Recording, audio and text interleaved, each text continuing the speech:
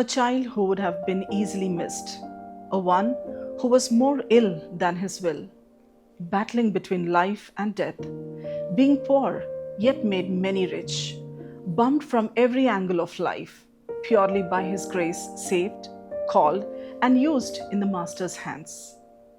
Multitude being blessed, scattered across the globe, and I thank God for giving me grace to see them in the close quarters and being personally blessed through their lives and ministry. I consider it as my privilege to present the legacy of a shepherd and global visionary leaders, Reverend Ebenezer Benjamin Wupula and Reverend Bernest Ebenezer Wupula. There are many unsung heroes in Christendom today, and surely you both are one among them.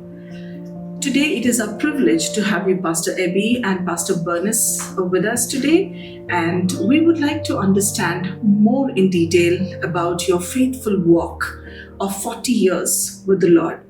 And we have seen many seek spotlight and chase popularity, but you have never done that. And you have been walking faithfully with the Lord, the ministry what He has given you thus far. Looking back over 60 years, Pastor Ebby, what are those moments which has shaped you as the man who you are today? I think there are a couple of incidences which are really, imprinted in my mind, which was a pivotal turn for my journey.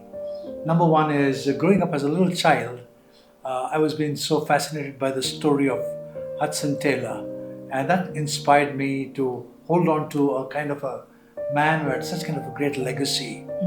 And apart from that, the second incident which I could remember is a death of a good friend of mine.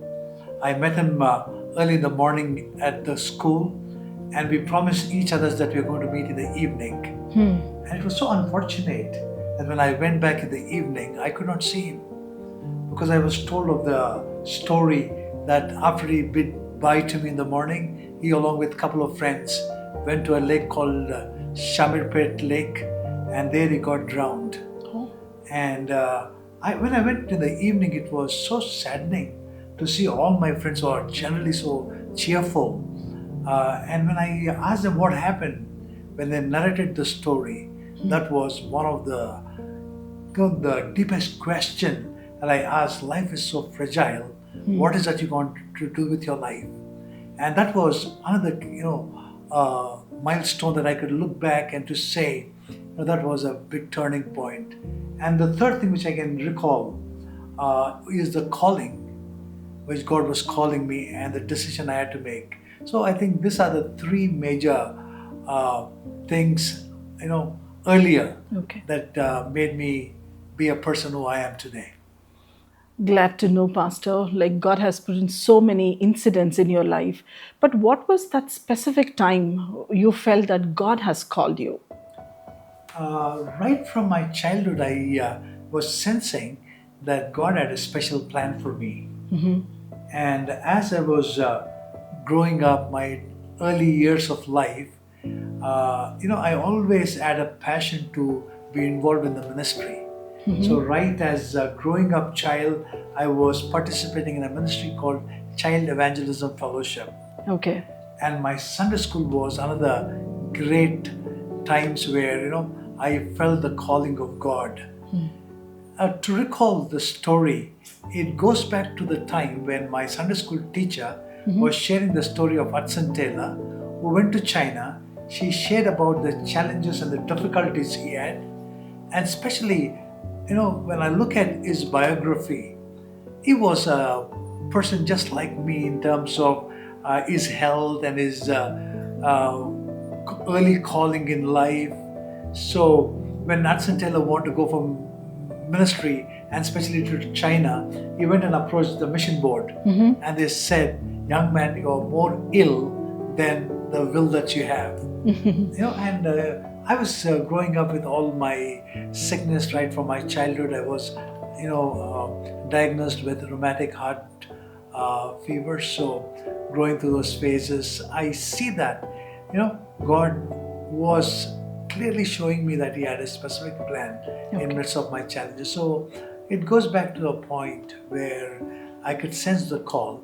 But I started to listen to his calling very clearly after, as I said, my friend died. Then I was asking, I have only one life to live.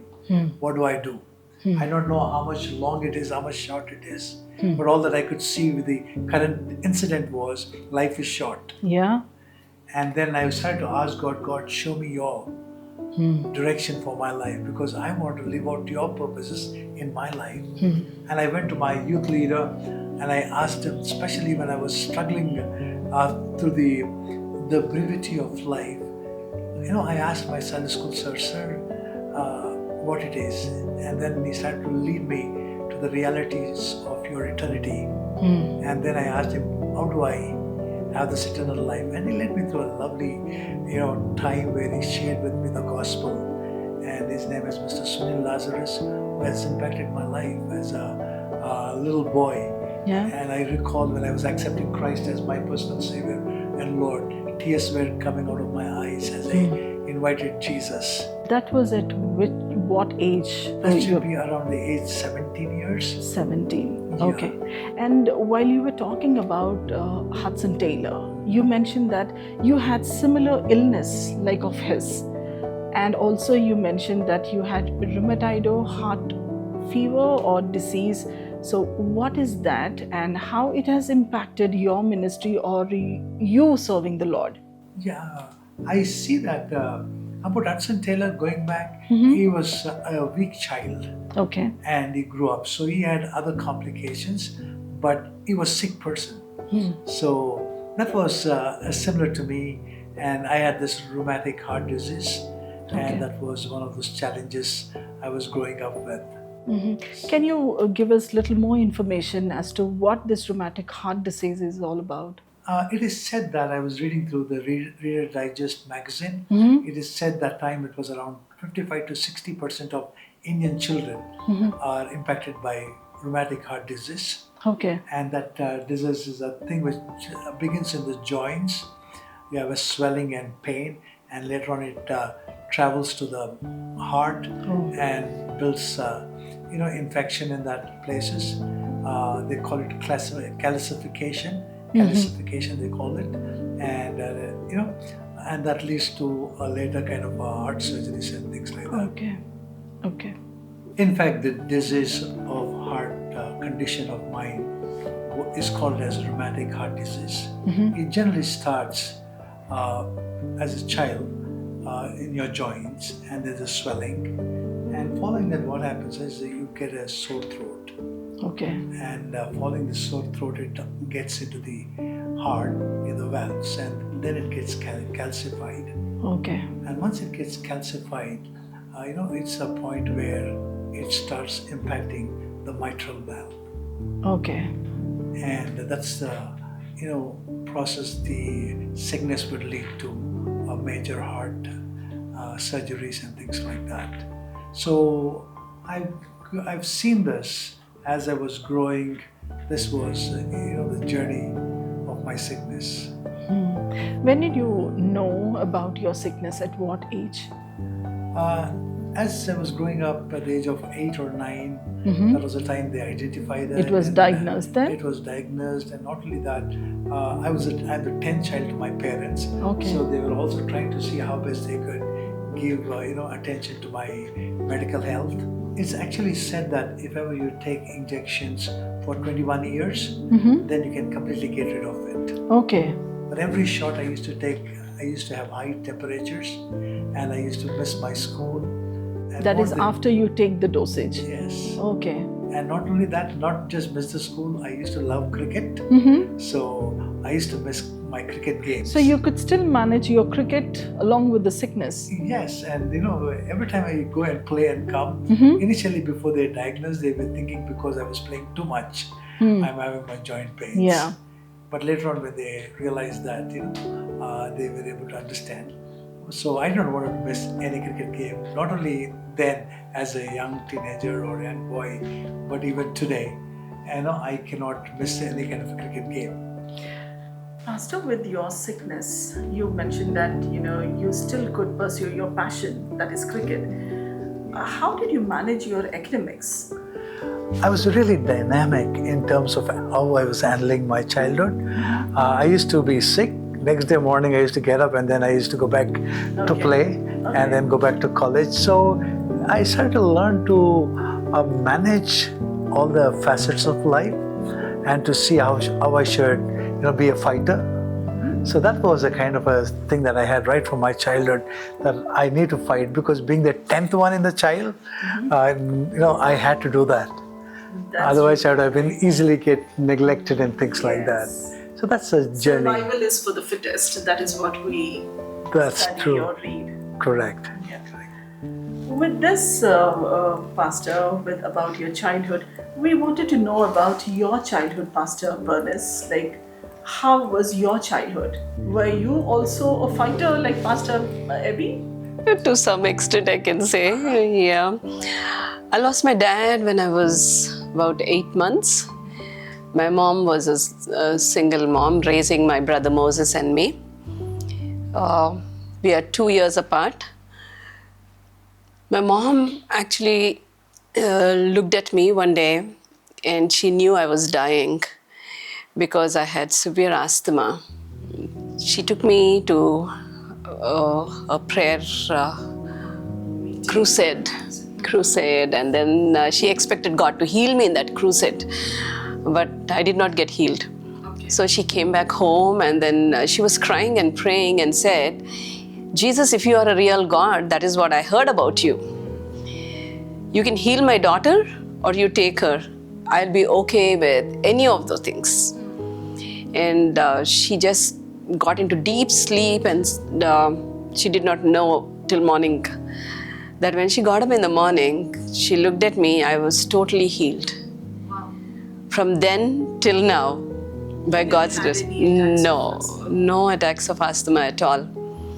Then growing up, I had very weak eyesight.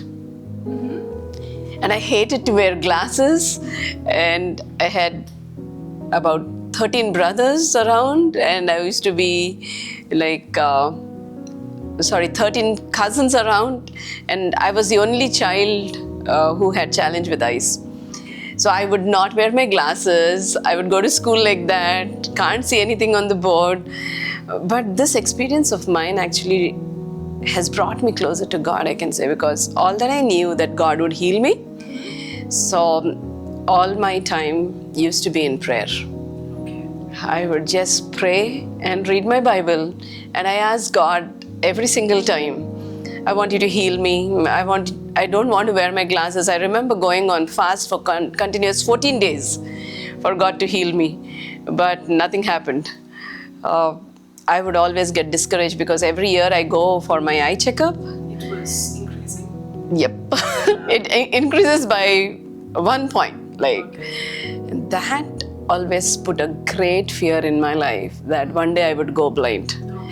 Because it increased from, when I was diagnosed, it was 2.5, then by 10th class it was 5.5, and then I knew for sure that I'll go blind. At what age you had this first attack of asthma where your mom was wrestling in prayer for you? Actually, she wasn't a Christian by then. She just heard about Jesus healing, or she was a very nominal Christian, or going to church when she can, something like that.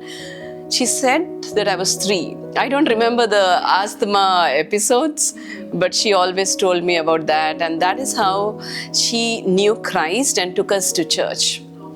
And the healing what you have received might have given you some great confidence and faith to fight for your eyesight also?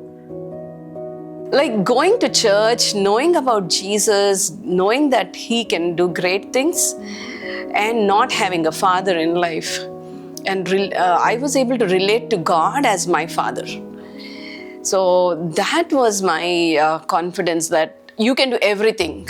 You can be my healer. You can be my math teacher when I cannot understand math. I struggled growing up learning math. So I would always have my Bible, my math book, and my prayer time. Okay, and I would say, if my dad was there, he would teach me math. Okay, so now you are my God. You are my father. I want you to teach. And he did. Okay. God played a vital role and multifaceted role. Yes, he actually became my father and took care of every aspect. I was told that even an atheist, when he's facing a math exam, he has to believe that there is God. Math is so tough that they have to. Yeah. So, Pastor Abby, how did you first hear God's call for ministry and how did you respond to that call? I was at a crossroads at a particular time after having another fiasco in my academics. I was just walking down the lane. I was just asking God, what is that you want me to do? And then, I could recall these words in my mind. When God shuts one door, He's going to open another door. So I was trying to ask God, what is the door that you have for me? And then I looked back and thought about the passion I used to have for missions after listening to the story of Hudson Taylor. And I went to my parents and I told them that God is calling me. And when I told them that, God is calling me, with a background of, a failure, they were thinking that I'm trying to escape. And they told me, son, I think, you have to pursue your studies and then think of ministry a little later. So I could not immediately heed to the call of God when God wanted me to go after my 10th grade. So I continued to do my intermediate. And after I did as I was doing my intermediate, then again, I was sensing the call of God. So I came to a point where how can I clearly listen to God? And what is the way? So I went to my youth leader, Mr. Rajendra Paul, and I told him, Anna, because we call, elderly people as brother. So in other words, I asked, brother, how do I really listen to the call of God? And then he told me, Abby, all that you need to do is seek God honestly, tell God that you are willing to listen to Him, and read the scripture, not randomly, but read regularly. And as you're following the regular reading, God will surely minister to you. Yeah. So with that kind of a note, he left saying that you would be able to listen to God's call.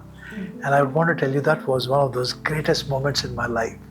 Every time I used to ask God, God, speak to me, His word was coming very alive, very powerful, and meeting to the very need of my life.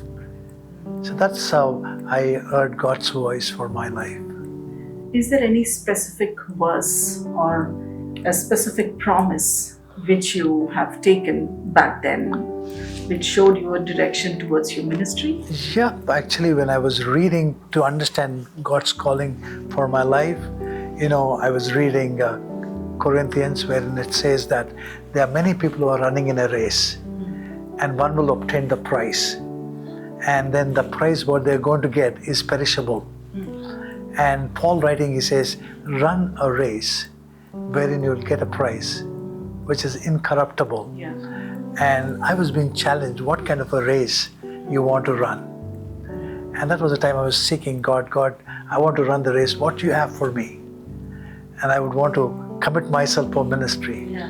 And I was sensing again how God was affirming His calling on my life. But I went back to my parents, and my parents said, son, you're too young, even after doing your 12th grade, you have to still be in the house. And I went to the church, and my church folks also said, you are making a very hasty decision. You must listen to God, and God will call you later, not now. So with all those kinds of messages, what I was listening, I was so frustrated. And at a particular point, I went back home. I was just lying on my cot, and tears were just rolling because I was so perplexed. What is the way God has for me? Yeah. And then I made a challenge with God. God, I want you to speak to me very clearly, oh God. And that night again, as I was reading my regular portion, wherein it says that I'm astonished that you're so quickly turning away from. And then it goes further to say, do you want to please God or please man? So that's the point where I got stuck. And then I got up from my bed, I knelt down and I prayed, God, I would want to honor you. No matter what my parents would say, what the church would say, I want to decide to follow you, O God, and I don't want to turn back. So that was my sickness. You had that courage that you can move forward in the ministry, because ministry is certainly not an easy walk. I thought like a cricket match, you can handle. So I, in fact, said, because I wanted to really fight out. So as I said, in midst of all those sickness, I won the interchurch badminton finals. Okay. And my photo came in the Deccan Chronicle for scoring close to a century and made my team win in the inter-schools competition. So all those things, when I was able to do, I knew that even after, when I get into ministry, God will give me the grace and strength to be a fighter. Great. So what were the next steps you have taken when you had that affirmation that yes, God has called you? Yeah. How you could convince your parents, because they are the one who has to first permit you to move forward? That's true. I want to tell you, it was not at all easy. It was really tough to convince my parents because both of them are godly. And they used to get up early in the morning at 4 o'clock and pray for all our children, for all the 10 children and grandkids. So they were really connected to God. But somehow, when it comes to offering your Isaacs on the altar, that's always a tough call. It was, in fact. And my parents said, you can't. And I was sensing the call of God. So at a particular point, I honestly prayed and said, God, if you are calling me, I'm convinced of God. You stopped speaking to me, and now you start speaking to my parents. And God is a God who really brings in clarity, because you want to obey your parents, and I wanted my parents to obey what God was telling me. So that night my mom was reading about Onesimus in the Bible, where Paul says, Onesimus was useless before, but now he is useful for me and for you. So my mom got confirmation. My dad was not at all getting convinced. He said, what age did God call Abraham? What age did God call Moses? You have a lot of time, son, don't do it. And I started to tell my dad, Dad, what about Samuel in the Bible?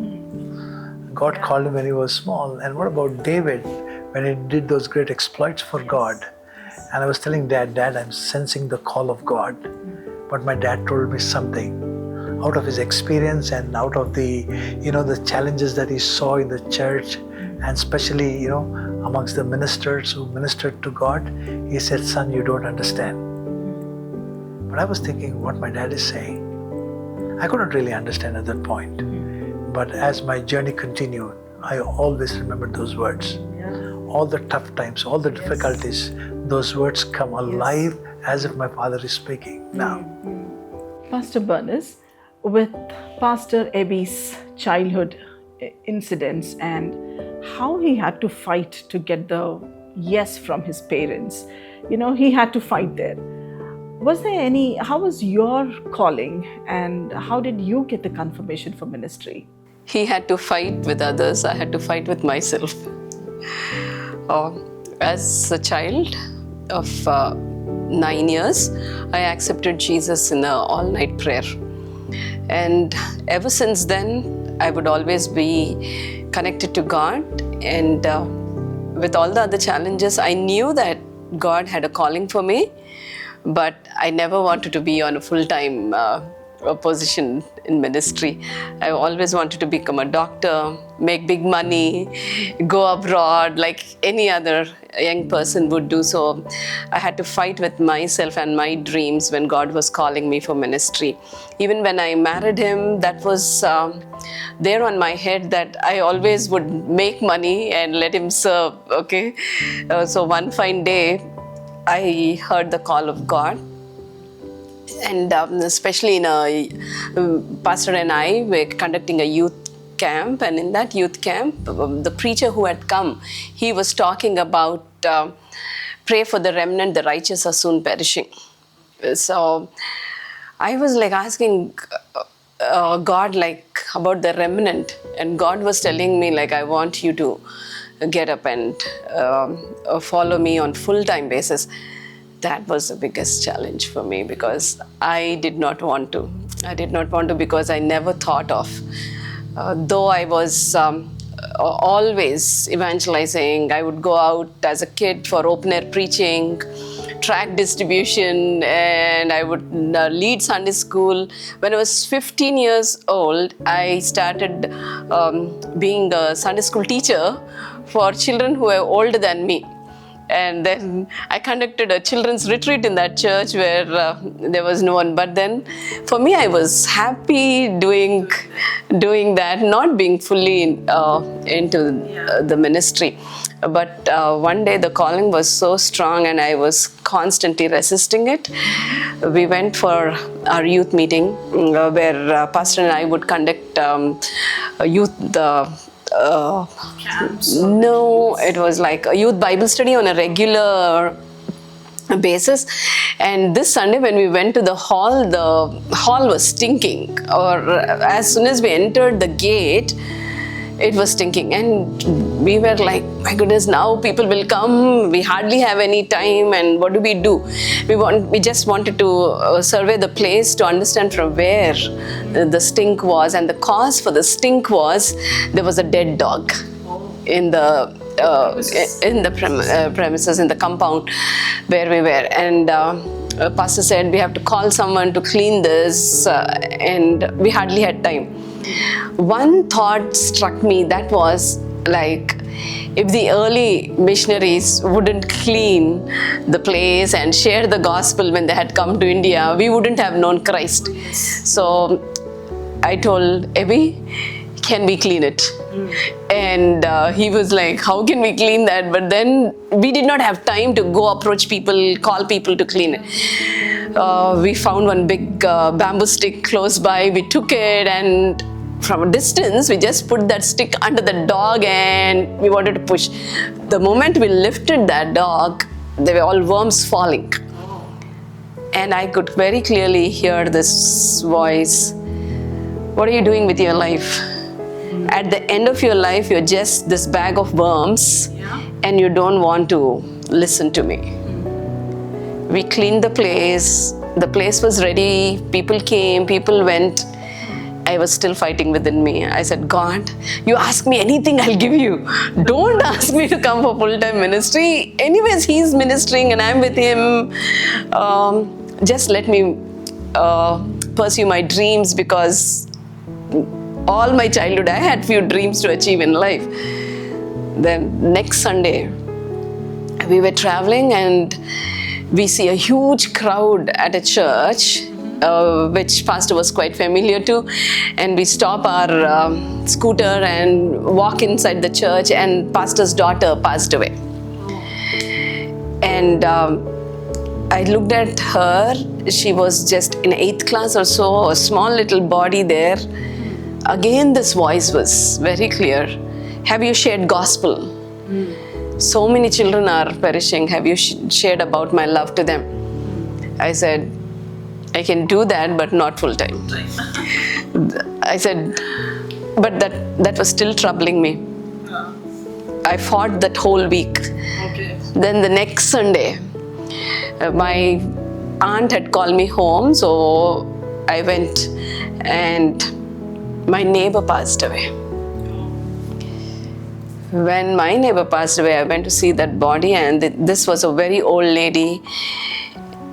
The same voice again was, have you shared the gospel to her? I said, no.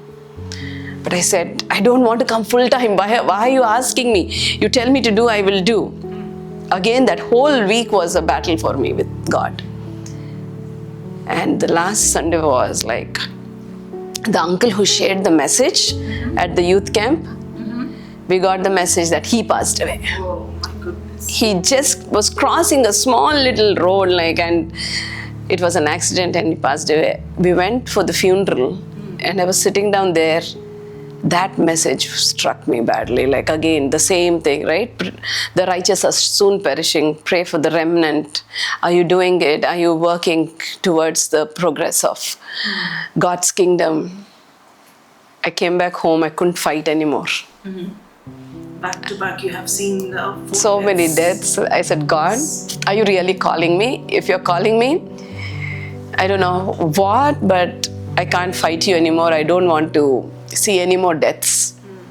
I would like to surrender my life to you. And that is how I went and I gave my resignation letter to my principal, and he told. You were working then? I worked as a school teacher. And then I worked as a teacher educator too. And then the principal looked at me and he told me, I knew you would do it. Oh, that you would resign. I would resign. And I'm like, how do you know? Because I'm dying here to progress, right? I want to make big in life. By then I've finished my master's in education, and I had so many things to be doing. I said, yes, if this elderly man sitting down there, and he said, I knew you would resign. I took it as a confirmation. The first day after I resigned, I sat at home. I did not know what to do then, sitting at home. I looked at Abby and said, hey, now tell me what to do. Like, till then I had something to do every day morning. Then he said, why are you asking me? You asked God who called you. Okay, so pastor never influenced or asked you to come for the full-time ministry? No. Okay. So I was very upset with him because I thought, okay, he'll be serving, I'll be assisting him. That is when I fought with God. I said, I can't even be with him in the ministry. He's asking me to ask you now. Now you tell me, why did you call? And then God started speaking to me about the children who were jumping into our house and robbing things. He said, can you go there and tell about my love? And that's how you started your full-time ministry. Yes, when I went there, none of them would listen to what I would like to say. And there were this rugged boys in the slum who were right around me, and it was very hard for me to understand what God is telling and how will be my life, because I have never walked into a slum in my life. And one story that actually God was speaking to me about missionary Mary Slessor, that I was always involved in Sunday school, teaching lessons, doing all of this. So that story of Mary Slessor, with which God talked and said, because even when she was ministering, there were a group of people who come and attack, but then God protects. So I got a lot of strength through that. Recapping the story when I was facing this situation, then I knew, yes, God is in control, and I surrendered my life completely, and yes, I did that. In fact, I was really glad when Bernest wanted to come for ministry. Oh, is it? And somehow I always feel that God has a vision, a plan for each person. And I never wanted to snub that calling. Because one day we both will have to stand separately before God to give an account of our life and what we are doing. So it was such a kind of a joy when God called Bernest with a specific purpose. So that that's the reason, I was telling you, do what God is telling you to do. Yeah. That's true. Pastor, after you have received a clear confirmation from the Lord, and also after your parents have said, okay, what were your next steps towards ministry? So I was all set, as I said, but in the process of time, 3 months lapsed from the point they started the college, because my parents approved it a little later and things like that. And I started to pray to God and asking God, if it is your will, although it's late now, as per the college as well as per the administration, they were saying it's all done. But we were just asking God, if it is your will, you can still open an opportunity for me to study in the Bible college. So I made a covenant with God, saying that God, I would fast and pray till I would get something to listen from the Bible college. So I started to fast and started to ask God, please unfold your plan. I want to go for ministry. My parents are fine now, but the calendar, the academic calendar has already started. So when I started to pray, I went that day. I fasted the whole day and went in the evening to the church. I used to go and attend a church youth fellowship from the Good News Center. And when I was heading towards that place, we used to have the telegraph office there. Okay. So I paused there and I asked them, do you have any telegram for me? Because those days telegram was one of the happening thing. Yeah. And those guys said, sir, you don't have any telegram. Whenever we get a telegram, we'll deliver it to your house. You need not worry about the delivering part of the telegram. But I had to tell them, no, I want to know because I'm waiting for admission. And second thing is, I made a vow to the Lord that I'll fast. Okay. And then I was asking God to answer me quickly. Okay. So they said no, so I went to the youth meeting and I came back. While coming back again, I paused near the telegraph office. Okay. Again, I asked them, do you have any telegram for me? And then they said, no, gentlemen, nothing. But I was insisting, could you kindly check? I'm supposed to get from so-and-so place and my address is this, so that I could confirm giving those details. And then finally they said, wait a moment, and then they checked. And then they finally saw my telegram there. So I went so glad home. God and, was very gracious. Very gracious, yeah. That's how you might have stopped your fasting. I went home and had a feast because I had to celebrate with my parents, saying that, God answered the prayer. Very nice. Yeah. Okay, after that, what were your next steps? After you received the confirmation, you went and you took the admission? I took the admission and it was so wonderful. The first year was so amazing that I started to learn a lot of things. The very first day I landed up in the Bible college, they told me to preach. Okay, which Bible college you have joined? The Bible college is called as Hindustan Bible Institute. Okay. That is in Chennai. Okay. So I traveled to Chennai and then went into the Bible college. The very first day, as I told, they told me to preach, and my professors were observing, a new lad just arrived and he's been given the opportunity to preach. And I think from that point onwards, I really took off both in my academics, in preaching and learning. And there were only two places people used to find me, Gita. Number one is they used to find me in the chapel, either praying or playing music, or library, where I used to sit with books and prepare. So these were the two main places I was always found. Okay. But it happened so that as I was going through this lovely learning process, I became sick. Okay. So that was a very sad story again. I was so discouraged because the doctors told me at this point that my rheumatic fever has reached the mitral valve and they had to do an open heart surgery. Oh. And That was your first surgery? it was the first time they were talking about a surgery. Okay. And I heard it from the doctors in Chennai. Okay. So as soon as I heard that, I was so disappointed. I was thinking of serving God and doing great exploits for God. And now when I heard that news, I was really saddened. And I went to the Bible college and I was sitting down there and I was crying, not knowing what would be my future.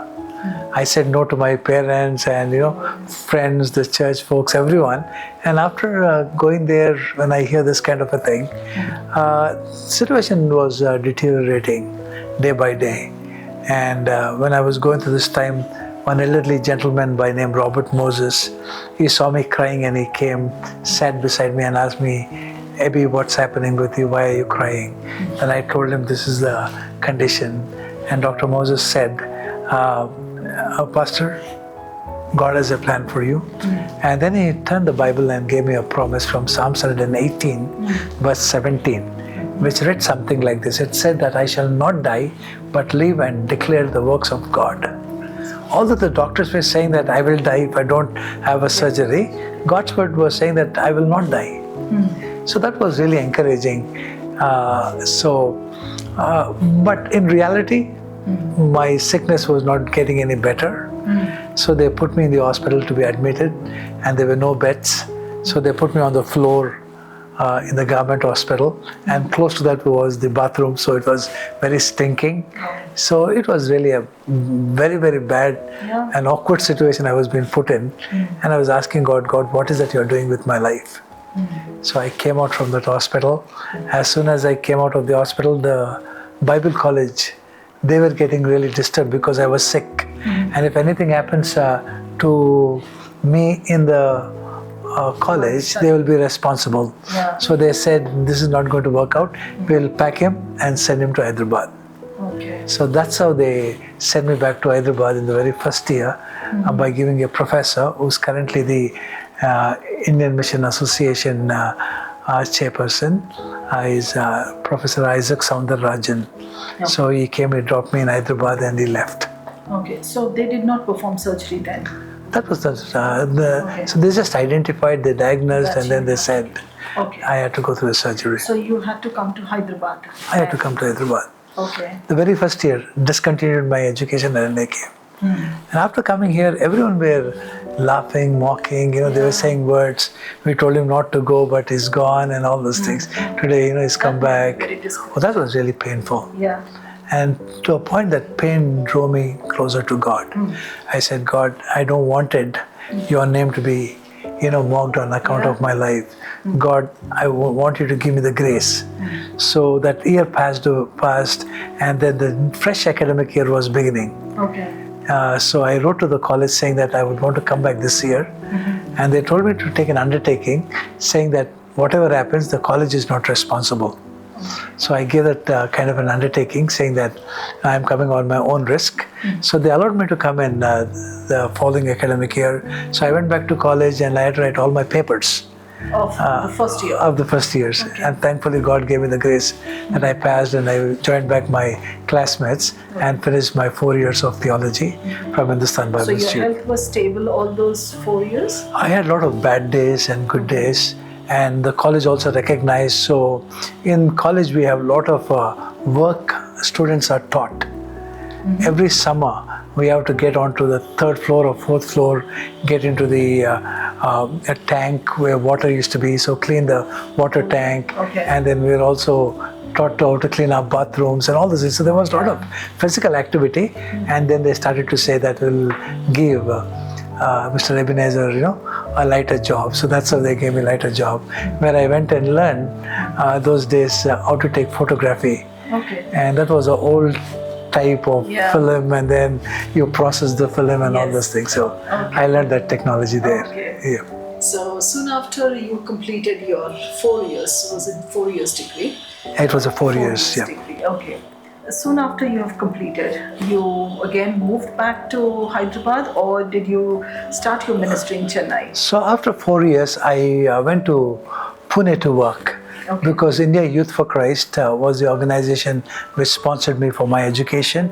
They were so faithfully supporting me along with a couple of young people. And so it was so nice that as soon as I finished my theological studies, I had to go and work in Pune. So that was my first appointment, the field experience after my theological studies. Okay. So what happened? Like, how long did you serve in that particular group or church? Pune Youth for Christ was celebrating their 25th anniversary when I went. So I just joined in and started to see how best I could take the organization to different heights, both in terms of celebration as well as reaching out to young people. So we did a lot of work. I recall, nights, 2 o'clock, 1 o'clock, I used to be in the office because I had nothing else apart from, office and my room. So I spent most of the time again back in the office, working late hours, and then did a musical concert, and then we did interchurch sports tournaments. And we had a lot of, the whole Maharashtrian churches, they were coming and participating to a point that one of the bishops said it was one of the historical moments in the history of the church. Okay. Because that was, one of the happening events. We had sports and it was really fun. We had, those days, Mr. Chandu Bode was the chairman for BCC. And he was there participating in our celebrations and things like that. So it was really honored to have such kind of people on the profile of the program. But immediately after the prize distribution, I felt very sick and I was admitted in the hospital. Okay. It was the heart issue. Same heart issue, and this time the condition was worse. And I was taken to a very small hospital and I was put there. They were trying to see how I could recover, but it was becoming really bad day by day. So what steps did the hospital take? So one afternoon, it was such a kind of a bad state where I had high temperature, full of body pains. I do not know, I don't remember, but one of the persons who was taking care of me, she used to work in the bank. Okay. Her name is Vijaya Rathod, and her husband was working for the government those days. Okay. Today they both are in the ministry. But those days, when Vijaya was working in the bank, she felt the urge to go and to see me in the hospital. She was a very responsible person in the bank, but somehow she put her work aside and she came. Okay. And then she told me recently that my state was so bad that I was standing on the cot, it seems, Okay. because I was not able to tolerate the pain. Pain. Okay. And it was such kind of a very, crazy kind of a situation I was going through.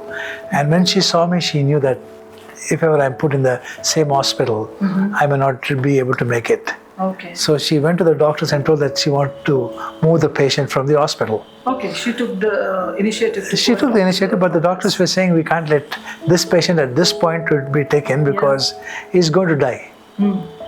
But she said no. Against the medical advice, she said, I'm still willing to sign and take my patient. Okay. She did not think about what my family would think, what the organizational aides and other people would think, but she made that daring step. And they arranged an ambulance and they started to shift me from one hospital to the other hospital. Okay. And then you were put onto any medication for recovery, or? So as the doctor said that I will not make it, as soon as they took me to the other hospital, I became unconscious. Oh. And they did kind of all my x-rays, the doctor and the team. They looked at my x-ray, and the doctor, who's a very senior cardiologist, he said in his 25 years of experience, he never saw a case like mine. Okay. Because the lungs were showing filled with fluid, and there was hardly any chance for me to survive. So I became unconscious for 3 days. Later on, I was told that the doctor, the day he admitted, he generally comes the next day, but 7 o'clock in the evening, he just visited the hospital just to see whether I'm dead or alive. Oh my goodness. And he was saying that this patient has gone out of my control. And after 3 days, I came back to conscience. So when Dr. Moody was walking towards me, I just wanted to be, I wanted to thank him. And he looked at me and said, "Gentlemen, don't thank me." And I said, "Why?" And he said, "I did not do anything. You were actually out of my hands." And he told me, "I do not know. But every day when I used to come and see you in the rounds, I used to see a group of people, they were praying." And he said, "Only their prayers are answered, and it is not my work at all." And then I remembered the words of Nebuchadnezzar when Daniel and his friends were put into the fire, how he said, "The God whom you serve is able to deliver."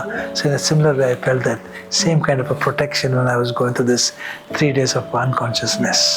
Were your parents with you, and how was your financial status then? So as I said, I grew up in a large family of 10. So finances have always been a challenging for us. I recall my parents were called, so my dad could come.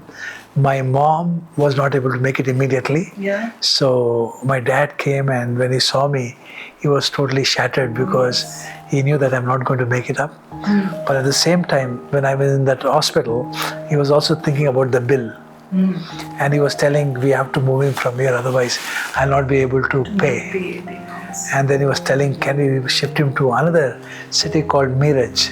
Because in Miraj there's a Christian medical hospital. And he wanted to see whether I could be shifted there. But the doctor said, don't take that kind of a risk. So financially it was very tough. So my mom could not come when I was going through that phase. So I had 3 friends the Youth for Christ used to sponsor. That is 2 of my friends, that is Solomon and Christopher. They both were also from Hyderabad. And we have been called as the Hyderabad Trio in the Bible College. And we did a lot of events, and we were a group people were always looking up for. So that was one of the lovely thing. And events in the sense, Pastor, what all events? So in the Bible College you have different clubs. So I was the cultural secretary, so we did a lot of cultural events, and then we also had a band in the college. called the Youth Hotline. And we used to go to CMC Vellore, colleges in Chennai, and all our vacation we used to go and perform in different places. Okay. So that's what we used to do with the college band. Okay. Earlier, you just mentioned that, in Pune, you had a chief guest coming in for the sports activity. So I was just thinking, how are these cultural activities and sports are related to the ministry work? Yep.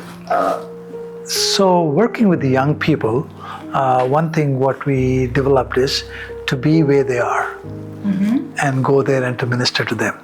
Okay. So the music was not the church kind of music what we are talking about. We are talking about, the contemporary music. Like those days, we had great bands like the Petra and other Christian rock bands.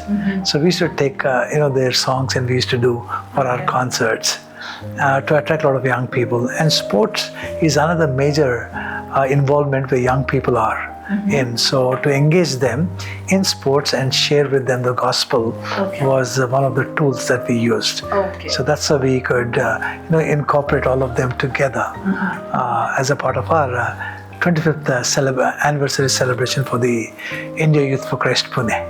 That's very interesting, Pastor, because this is a new paradigm where you just mentioned going to the place where our youngsters are and sharing the love of Christ. So the concern what my dad had on how to pay the bills and how he could rise up to the occasion, that was being noticed by a couple of people. And especially as I was talking about Vijaya Rathod, who's a banker, she said, I will write to a couple of our friends. Actually, we had some common friends whom we met. Okay. And she wrote to them, especially from the India Youth for Christ UK. And then she presented the need that Abby is sick and is going through a surgery. So Rubina Shaw and Jill, the two of the participants, they responded to her, and then they said, we are praying for him as well as we want to extend support. In a similar way, there was a student Christian movement, SCM. So those people also, because they've been blessed by the ministry, they said they will also raise funds. So there were a lot of people, trying to see how best they could do. And in Hyderabad, there were a group of people, they were trying to get the CM fund for my surgery. So everywhere, God started to mobilize funds to a point. At the end of my surgery, we had sufficient money for the thing. So that's how it, the money was getting mobilized. But it was very different journey because I was still not operated. And I was in the hospital. And that was the time I used to see a lot of people who were getting operated and they used to come to the ward and I used to see them, but the next morning they were not there. And then I used to ask, hey, what happened to the patient and on bed number so and so? And they used to say that, that person died last night and we had to take the body away. That might be challenging. Oh, that was questioning your faith as well. It was so discouraging. So that raised a lot of concerns for me. Number one is if ever I have a heart surgery, what is the quality of life? And questions like, who's going to get married to me? All those things. And should I really get into the operation scenario at all or not? So I was thinking on how I could, get away from the operation aspect of it. But the doctors were insisting that you need to take. I need to. Then I started to ask God, what is it you want me to do? Your promise is I shall not die, but live and declare your works. Now the doctors are saying, unless and until I have a surgery, I cannot survive. God, I see people getting a surgery and dying, and the quality of life is always a questionable thing.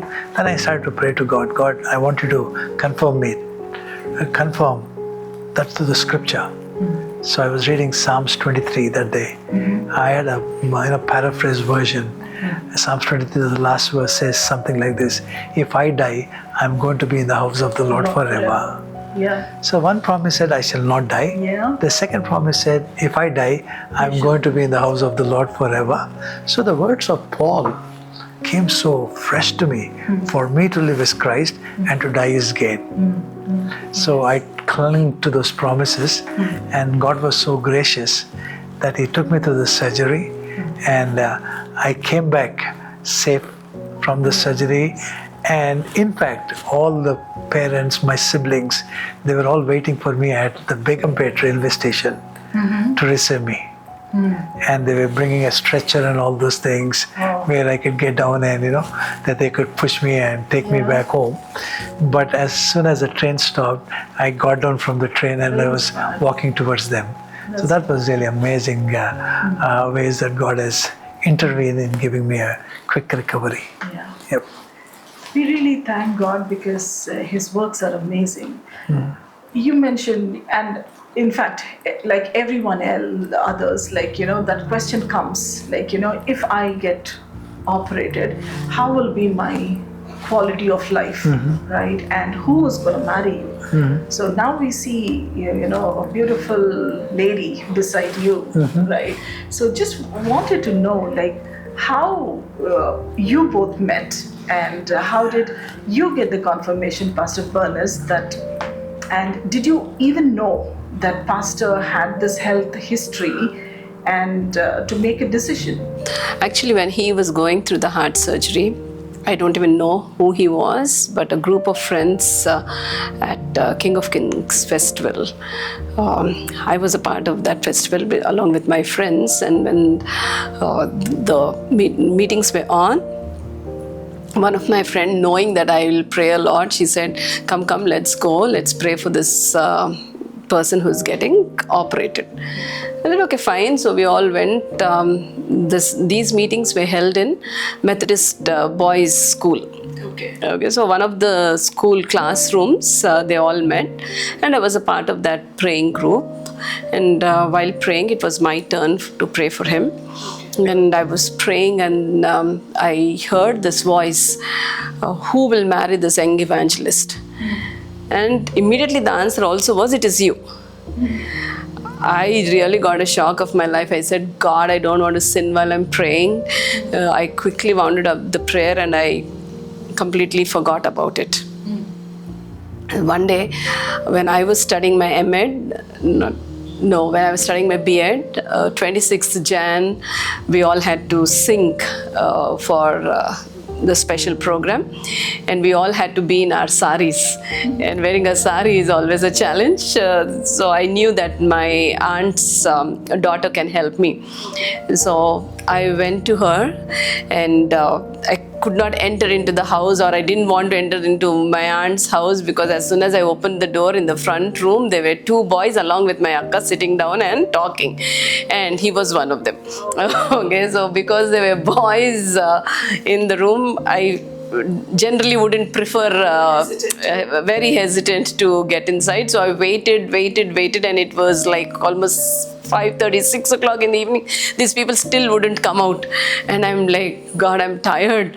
And after a long waiting, my akka, my sister, along with Ebi and his friend, walked out, and they said, we're all going for an ice cream. And I'm like, I don't want to come out. And my akka is like, I don't want to go alone, I want someone to be with me, come. And she dragged me into that. So that one confirmation has made a way for you to go ahead and marry. And what were the steps? Was your family okay? And when did you, and what was your response when you got to know his health condition?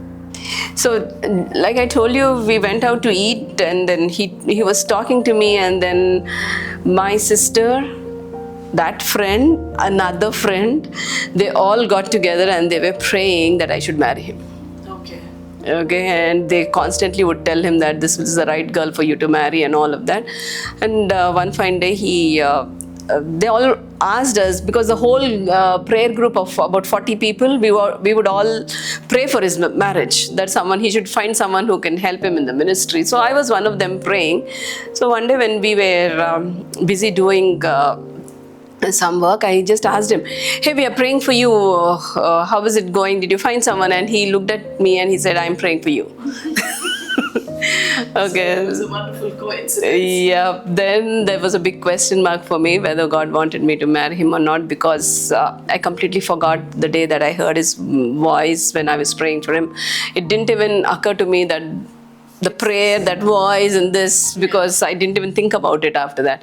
So one fine day, that same day I went and told my mom, and my brother who was away from town came down in a week's time. Then my mother-in-law had come within 4 days to see me and all of that.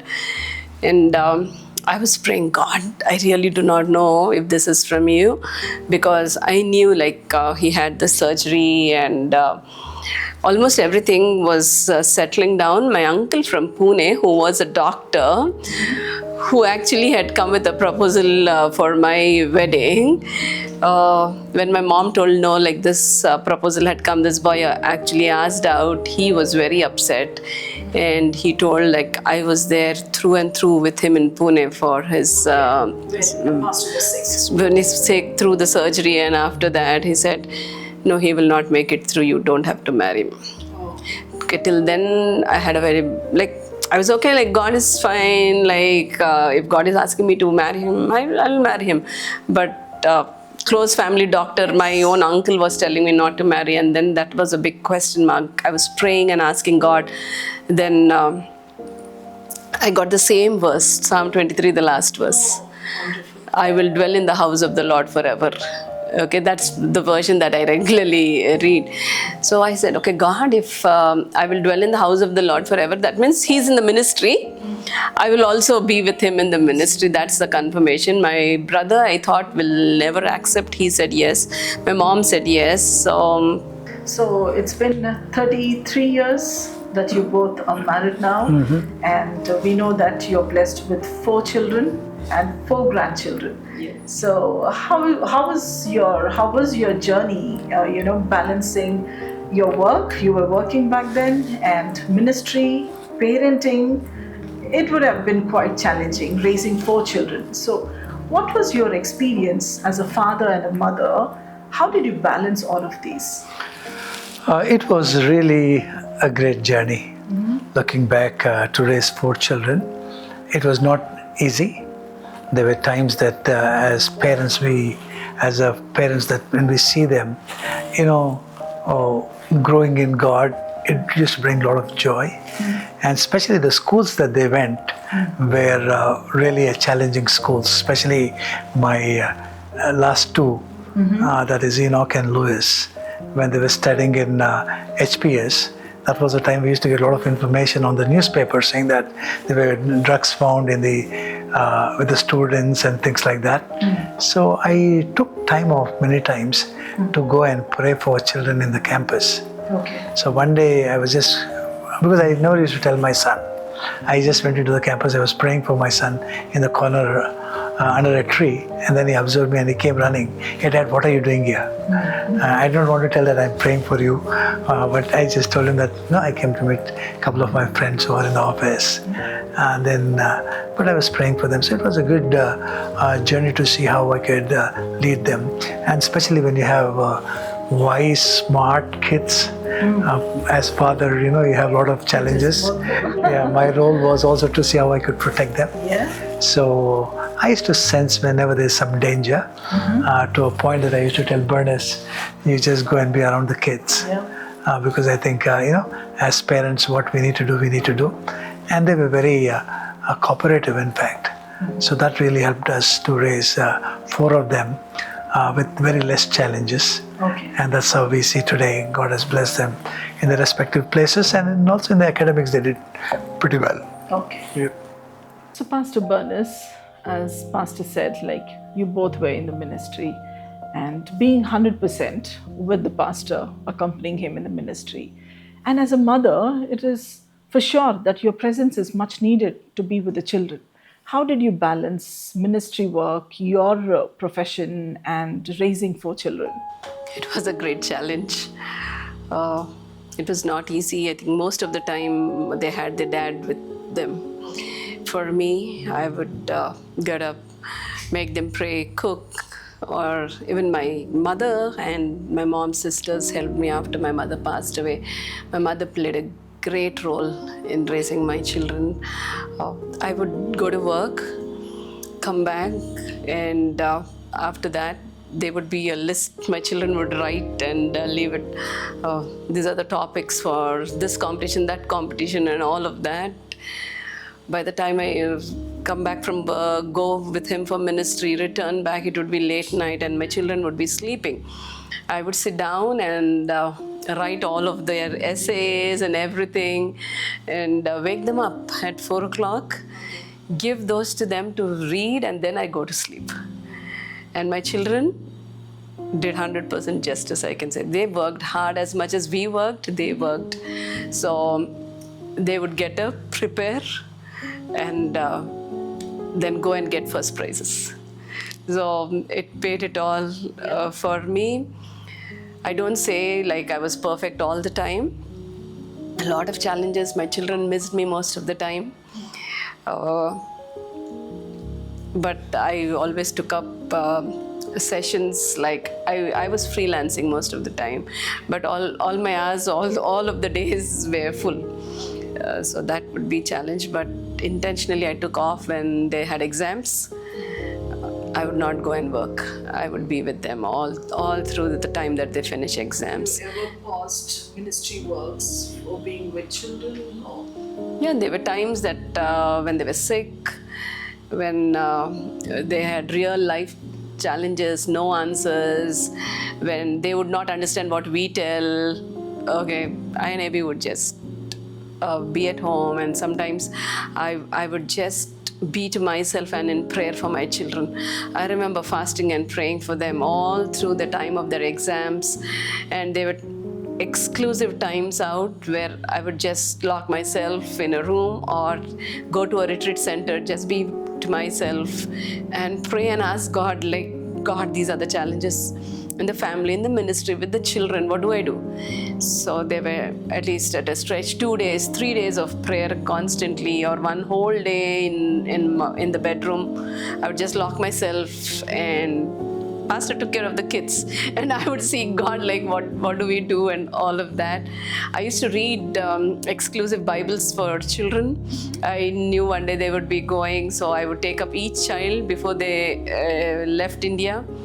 I would complete a Bible, underline promises for them. I knew in case I would not survive, this Bible will survive with them beyond my lifetime. Okay, so I gifted Bibles to my children. So yeah, most of the time I say I was not perfect, but I prayed for them a lot, fasted a lot, asked God, written diaries of my dreams for my children, and almost I think everything came to pass. So my thing was to cling on to God to raise my children. And we also had some great counselors who came by, and these counselors were very contributing into our lives. Especially one, Mr. Samson Gandhi, from Person to Person. He told me, Abby, you can delegate any responsibility to anybody, but you can't delegate parenting. That's absolutely true. And that was such a kind of a loaded statement. And we really took that kind of a counsel as much as possible, because it's also demanding that your spiritual children are at the church and your biological children here. So sometimes to juggle between both, God has been so gracious. And also the spiritual children also were a part of raising our biological children, I can say. They tutored them, they stood by them when we were out of country. They babies, they were babysitting our kids, and there was intermingling of a lot of things together. So, Pastor, after you have come back to Hyderabad after your surgery, what was your recovery process? How did you recover, and what were your next steps? I'm so grateful, Geeta, the way God enabled me to bounce back. Every time I had a major surgery, God has been so gracious that I bounced back really well with a lot of energy. So I bounced back from my sickness and wanting to explore back again what God wanted me to do. So I was getting set and waiting for a time where I can go back and join the ministry in Pune. But it was so saddening that I got a letter from the organization stating that I'm relieved from the services. Just because I had my heart surgery, and they were wondering whether I will give the whether I will be able to deliver what they wanted and to be as active as I was. in the past. But when they sent that kind of letting me go from the organization, I was just asking God, will you also relieve me from the ministry? Because I had a surgery and I have a scar. Okay? But God was so gracious. Friends in Hyderabad, they were showing so much of interest to come and learn the scripture. So we started a Bible study on Sunday afternoons. So we used to, five of our friends, we used to meet together. And as the 5 people used to meet together and pray, soon that Bible study turned to be a 40-member Bible study. Amazing. And during the Bible study, I used to play the guitar, I used to, preach God's word, and it was an amazing group. From there, I also met Bernest there, and from there, the Ministry of Discovery Global Ministries started to take its birth. So Discovery Global Ministry is something which you have started, or was it a collaboration? I think it is a God thing, because it's born out of a prayer and fellowship of young people. Okay. So from there, God has given that vision which came up, where we thought of touching many other young people in the colleges, universities, and in churches. So we started the operations basically on that kind of a forefront. Okay. Yeah. So how long? Then how is the church, which is now Fusion Church? Yeah. It is connected with Discovery Global. Can you just throw some light on these two? Just to share a timeline, October 10th, 1990, I had a surgery. And then I came back to Hyderabad. And in 1994, in that time frame, the Bible study, what we started, has grown up to a 40-member Bible study. So from there, in 1994, we registered Discovery Global Ministries. And ever since then, we started to work with a lot of people. In fact, we used to reach out to 38 different churches, both Protestant and Catholic churches. And we used to have interchurch sports tournaments and concerts, discipleship training programs. And we were very well known to do the leadership training, which is called the Discover Life Training. And the alumni which came out of that today, they become pastors, they become Bible college teachers, and it had a huge impact to a point. People who were a part of the leadership training, when I visit the US, I see them pastoring churches and doing great exploits for God. So that's been a really amazing thing to see how we could initiate Discovery Global Ministries and to take off, impacting the city. And then as a part of Discovery Global Ministries, we had the church plant as a part of the vision. So since you asked whether Fusion Church is a part of Discovery Global Ministries, yes, it is truly a part of Discovery Global Ministries. And then that's how we have taken up. So Pastor, how did Fusion Church start? Geeta, as I was telling you that tsunami hit the country, so there's a pastor by name Pastor J. Bruna.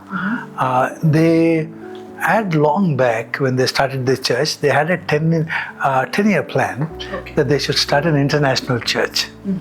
So tsunami was just before their 10-year plan. So what he did was, the church in Texas, they all came together and they wanted to send few people to help the tsunami victims. So they raised funds and then they came to Hyderabad along with the junior pastor by name Brad Suller and with some of the church members. So they came here. So when they came, one of the good friend of mine, his name is Mr. Joseph Vijayam. He's a very good leader, and also he has a computer company here, a software company. So he said, maybe there's a team which has come and I have delegated everyone to different churches, but there's one person by name Brad. He's just alone and we could not assign any kind of a ministry for him. Are you willing to take him to one of your student ministry? So that was the time he came, and when Brad was seeing us work with the college students, then he said, hey Abby, I hear that you do so many different various ministries. And I said yes, and then he asked me, if ever you have to do one thing, what would you do? So I had to just go back on what has happened a couple of years back. That was, I went for a seminar where they were talking about city mapping, and to map places where there are no churches. Okay. So I told that, I went to the training, I learned about it, I came and did the city mapping, and then we identified a place, and I pointed him saying that, at iTech City we don't have churches in Madhapur, except one church which was catering to a certain group of people. So I gave him all the demographics as well as the prayer concerns, and also told him that I've been praying to start a church in this area. That was the time Bernest was working as a professor in Apollo College of Nursing. Okay. So every time after I used to drop her, I used to go into the prayer march. So that's how I told Brad, no, this is what I would want to do. So he said, okay, Pastor Abby, then I'll go back and I'll share this with my pastor. Then after a couple of weeks back, the story got unfolded to me that the senior pastor was coming to Hyderabad just to see how we could, meet with us and to see how we could start church. Okay. So he told Joseph Vijayame, this is what we want to do. And in fact, when the team came, it is not just one church, but a group of pastors came together. Okay. So Joseph is a great man, as I said, he was coordinating with all the pastors. Now the local net team, which belongs to them in Texas, they said we will identify and see how best we could start churches. Okay. So when Pastor Jay Brunner came, he came along with John Uchester, who was a church planter, and did us church planters assessment. Okay. So he did come. So there are a lot of people who were doing. So their initial plan was to start one church and to see how they could grow other churches in Hyderabad. So it happened so that, as they were looking at all the different couples, they asked the other church planters who were with me and Bernest, they asked saying that, if ever, you are in a state that you are going to die, into whose hands do you leave your family? Without telling their name loudly, they told them to write and put it in a box. Okay. So it happened, so as they were doing that, they found most of the people entrusting their families to Bernest and me. So they thought probably this is the way that, you should lead the church.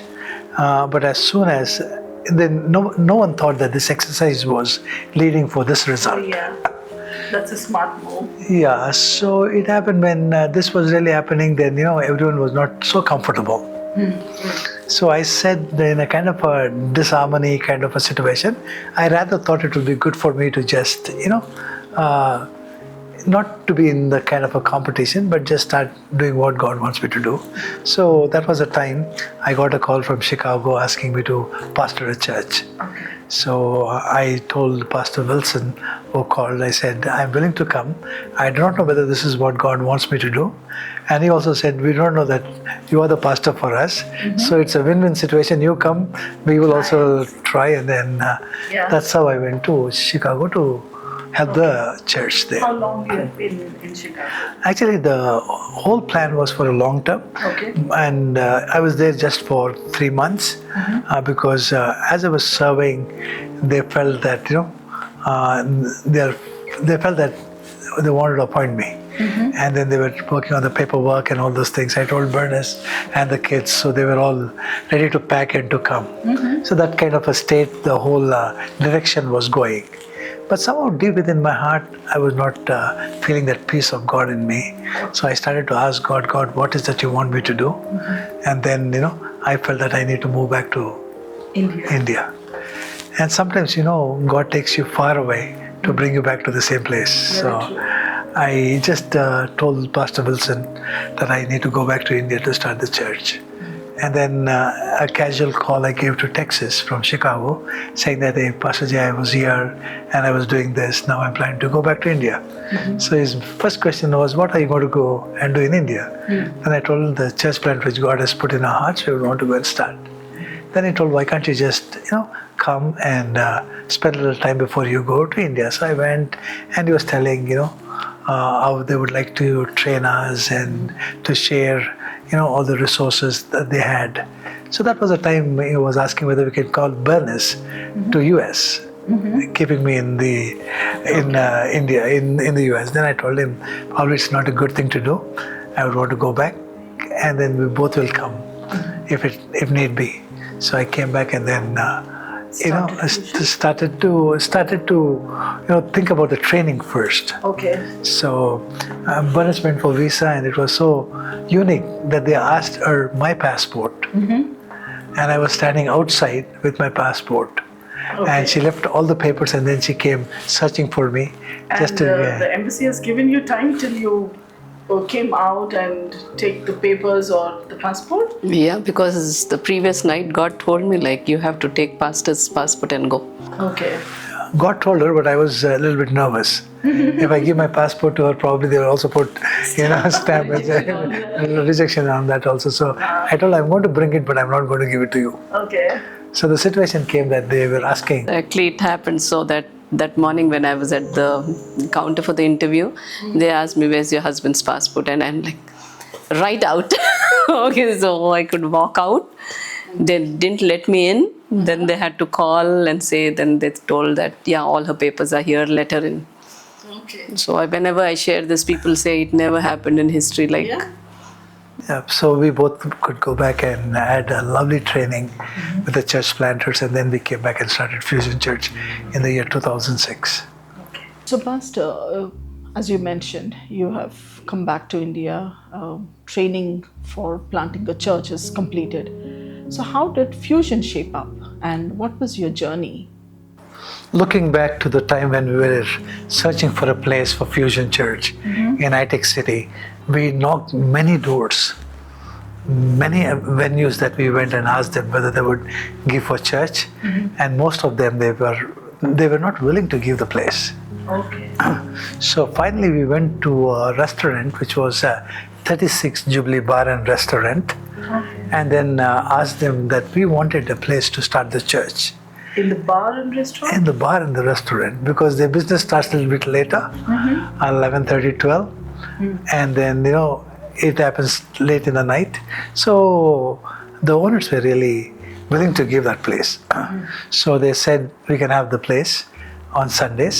So we started our first service in the bar and the restaurant. So many people started to question, how can you start a church in a bar and a restaurant? Because it was something completely out of the box kind of a thinking. And but there were people willing to come because there were no churches that side. So we saw a very good response, and many people were asking this question, how come you started church in the bar and the restaurant? Then I had to tell them, you come on Sundays, we will serve the best wine because Jesus is going to be there. Yes. And we were taking them to the story of how Jesus, made at the wedding at Cana of Galilee, how we turned the water into wine. So it was purely a kind of a miracle like that. Even today, people drink of what Jesus is giving at Fusion Church, and they say it's the best wine. Praise God for that. So along the way, while you were looking out for space and knocking many doors, I'm sure you might have encountered quite a lot of disappointments. So what was your take, Pastor Bernest, in this journey?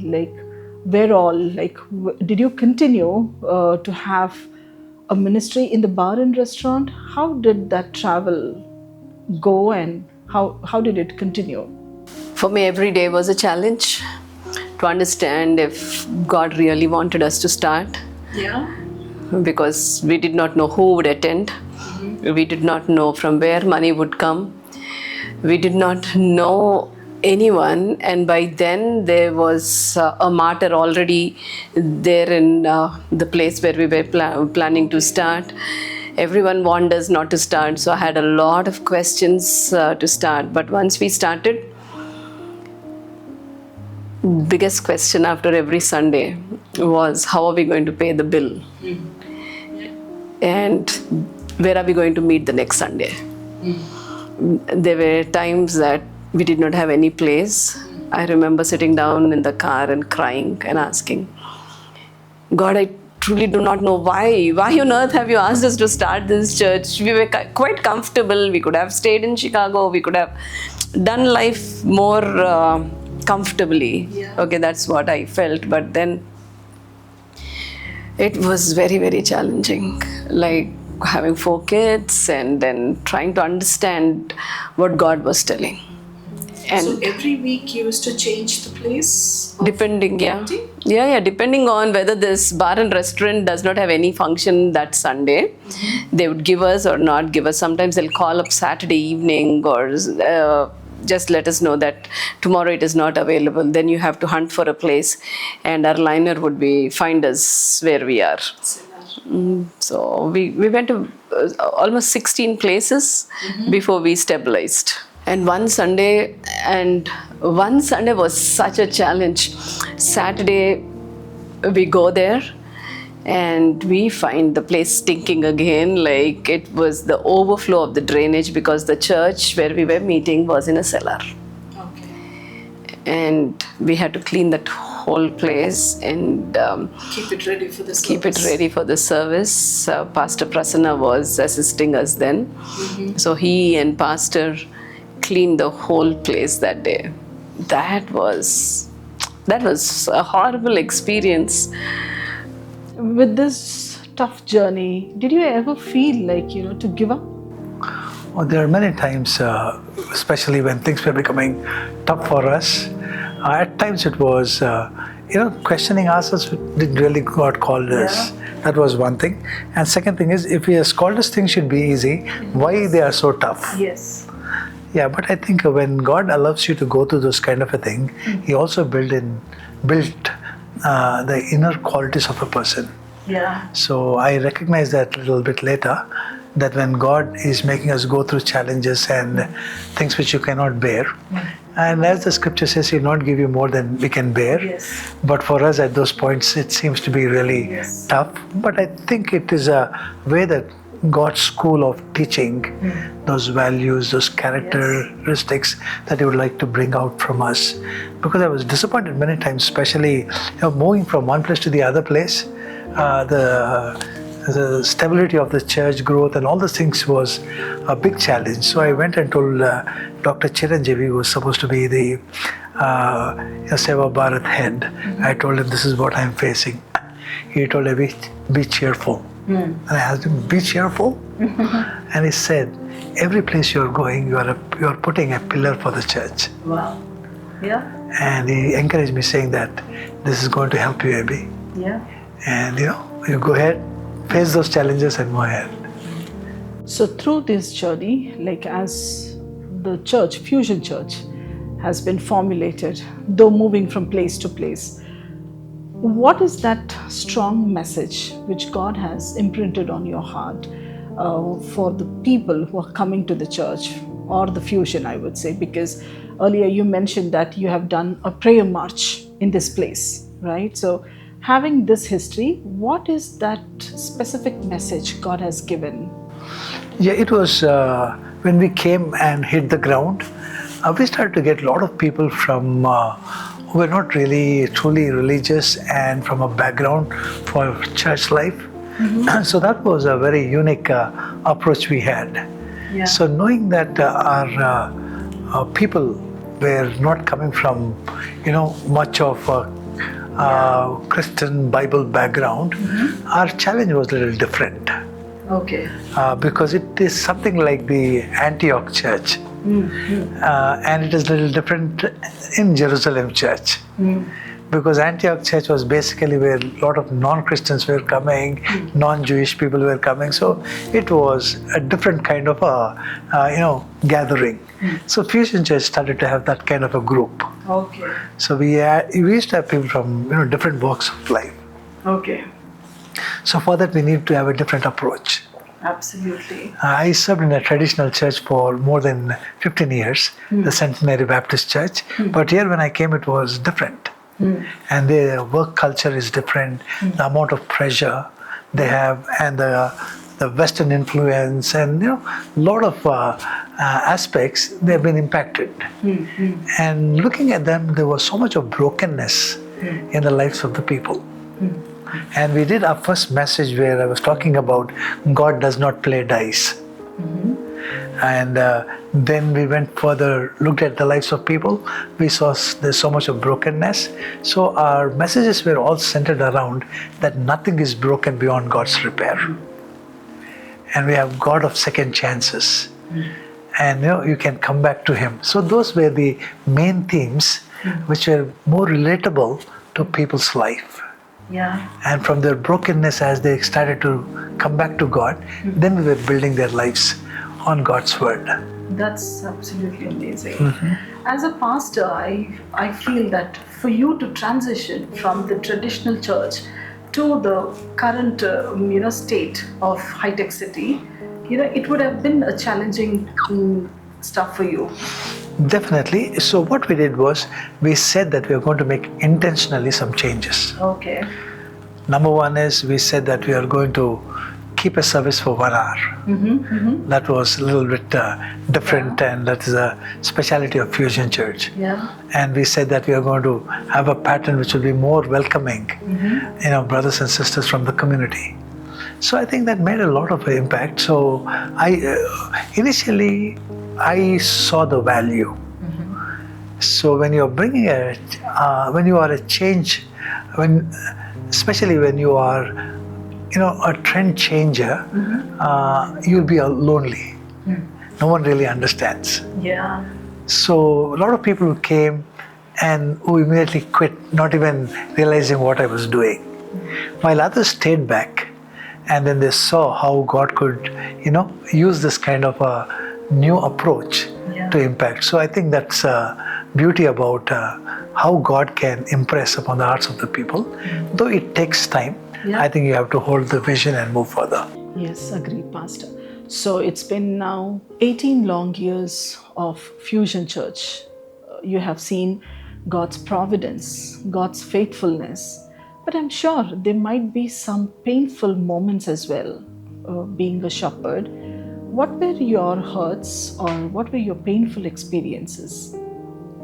Looking back at the painful experiences, Grita, it's not easy to start something from ground level to carry through. Yes. I'm sure that there were times as we were going through, we had various challenges. Number one is, when we started a church in high-tech city, the first thing was the place where we were going to take itself was a very challenging, both in terms of our rental as well as who's going to come. So we had big questions actually, how we are going to really take through. So that's one thing which was challenging. Another thing what we saw is that moving into different locations, as Bernest was talking, that was another challenge. So every time there's no consistency at all. And the third thing is, we had a very great transient community. So people used to come here for work, and after a few months, as they grow and they want to serve, they used to get transferred. So that was the other challenge that we have gone through. And apart from that, especially to build in teams for ministry, those were also pretty huge challenges that we encountered. Yeah. So as you said, you transitioned from a traditional church to a new concept. Having that, you might have certainly faced some criticism and some misunderstandings from your church members itself, right? So how did you deal with those things? Yeah, a couple of things they said was, I'm making a very foolish decision.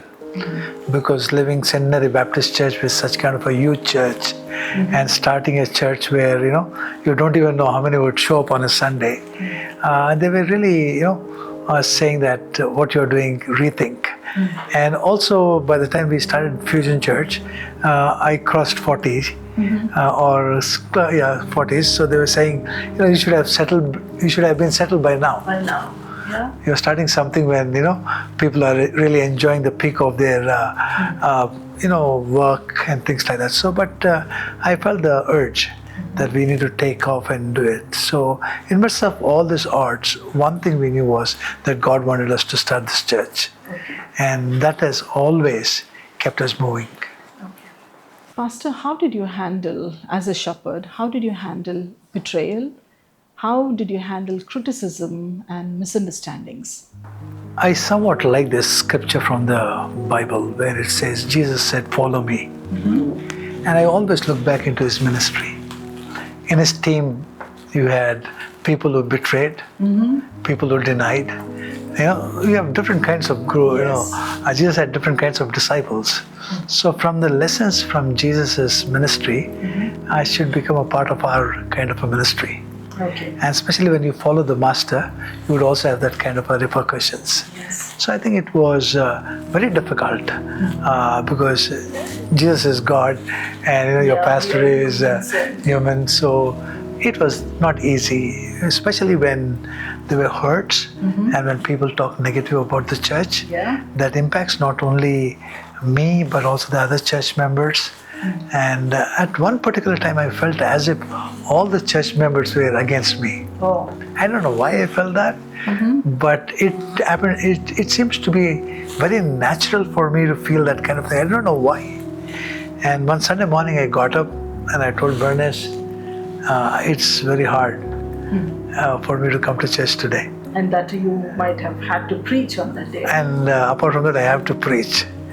And I know that all the people. So I was thinking about God, what to do. So I wanted to sleep for some more time. So I was delaying not to get up and to go. But as I was going through that phase, then Bernest came and said, "Hey, B, don't forget the call of God. Yeah. God has called us for this." So she demonstrated extraordinary strength and then started to challenge me, saying that, get up, let's go further and let's do what God has called us to do. So that gave a really a lot of strength for me to get up and to move and to see how God continued His good work. Okay. And what are those some of the moments as a shepherd, which has brought in tears in your eyes? Ministry is people. And people, when they become a part of your life and you become a part of their life, there is so much of bonding. Yeah. And somehow some things come into their lives which make them feel disconnect, and they slowly start to get away. disconnect. So when they disconnect, the purpose of the church, and especially Fusion Church Liner, connections that last forever, that the very ethos of the church is getting impacted. So when that happens, it really hurts. Yeah. And especially when people start talking negative and then start going away from church, that really burdens. Like, as any good shepherd, when they even have 100 sheep out of which one is lost, that pain is enormous. So looking back to all the people who have just left the ministry, it really hurts. So Pastor, with all these things, how did you handle these setbacks? That might be definitely emotional draining, right? So how did you handle that? Gita, I think the Bible also has a lot of solutions for that. Paul faced all those challenges. Yeah. And some of them he had to let them go. And you saw some people having preeminence, and some people had their own own desires when they come in to take away the church from the vision which God has given. And as I was reading a lovely book called The Necessary Endings, this book is a very classic book about relationships. Any relationship that you get in, some of the relationships, we have to put an end. And he was beautifully bringing out through an analogy of a rose plant full of buds and roses. And the author says that sometimes you may also have to prune the buds. Oh. And for me, pruning the bud made no sense, because you anticipate flowers from them. And the author goes further: when you prune those buds and leave only few, those flowers which come for those few are very, very healthy and very attractive. That's so beautiful. Yeah, so in relationships also, we all start with but at particular time, they may drain your energy, and also they may also lose purpose. So sometimes when you get disconnected or end those relationships, it is not only good for you, it is not only good for the church, but God can turn that to expand His kingdom. Yeah. Although we don't see sometime, God brings in that kind of a thing, because he is at work Yeah. when he is doing what he's doing. Very interesting. Who's the author for this book, Pastor? I think the author of Necessary Endings is Henry Cloud. Okay. We should certainly read that book because And he has some classic books apart from that book. Okay. He's an amazing author. So I think that's a good recommendation. Sure, Pastor. So with this, Pastor Bernest, I just wanted to understand, like, so many heartaches. We have seen God's goodness. At the same time, we have seen the setbacks through which God has, made the way what God wanted you both to be. So what are those things which you count as great breakthroughs throughout this 18 years? There are a lot of breakthroughs of sustenance, I can say. Okay, from not knowing where we are going to start to where we are today. God has really done great miracles. I'm ever grateful to God for the breakthrough in Pastor's health. Yeah. 3 surgeries, 1 atrial fibrillation where he was in ICU for several days. God sustaining his life. That itself is a breakthrough. Yes, and make him stand as a testimony. Yeah. Yeah, and make him a blessing to many. Every time I see people come and say that their life's changed and they want to take baptism. This weekend again we have few baptisms and I'm excited for that. Those are the things that keep you going. Breakthroughs of families, broken families being built. Challenges of everything. Everything I see at church today is a story. From a little pen in the church to the projector to the greatest person standing and preaching the word. God raising up the nobodies to somebody in itself is a breakthrough. And I can't take my attention to one thing to say that this is one thing, but every small thing to a big thing is a breakthrough in life, and the major ones, I just said it. Yeah. So every pain has a purpose, which you're seeing today. And definitely, as Bernest was saying, God's been no man's debtor. And especially people who came in and they don't understand, I would not say it is not their problem. But as they stayed in the battle, stayed with us, they could see, how God has unfolded himself. To an extent, people were really against what the church was doing. Today, they are so thrilled to see the glory and the beauty of how God is using the church to transform lives. Because I think the end goal of Fusion Church is transform lives. And that is something you counted as the greatest miracle. It's nothing greater to see than a changed life. Transformed life. Yep. Yeah, I remember the statement, lost to leadership. Okay, so someone who is lost who gets into the church and then you see them in leadership. Yeah, that's a breakthrough. That's a miracle, correct. It's not only lost to leadership.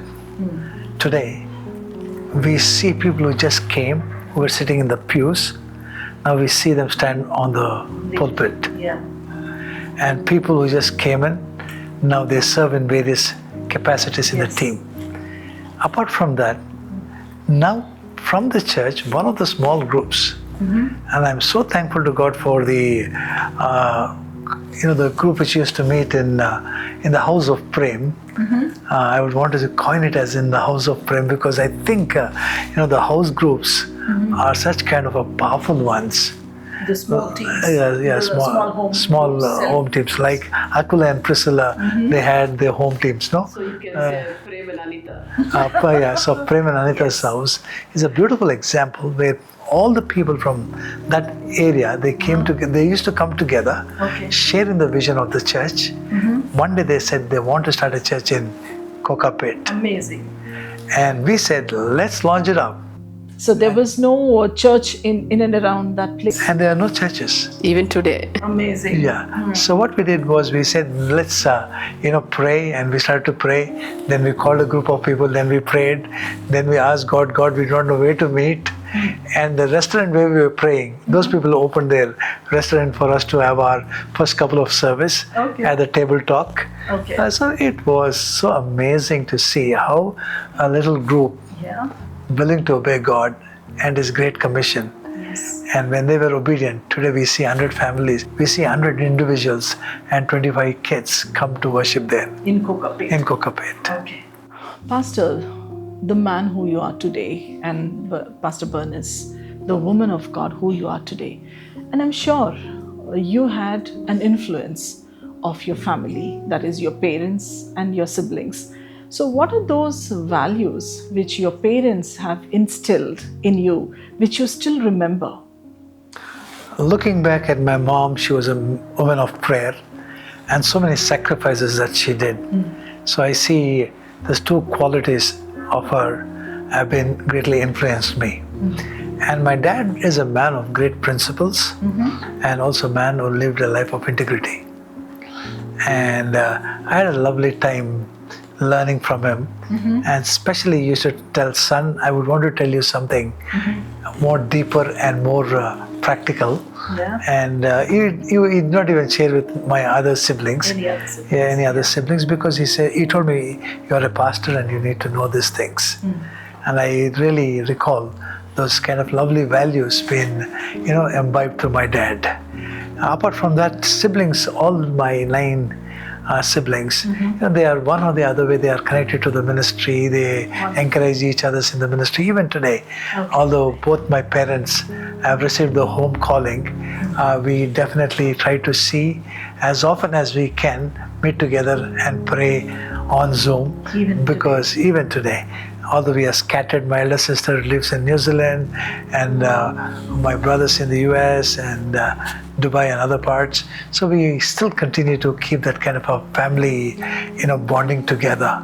That's wonderful legacy what your parents have. I can't ask for anything more than that. Yeah.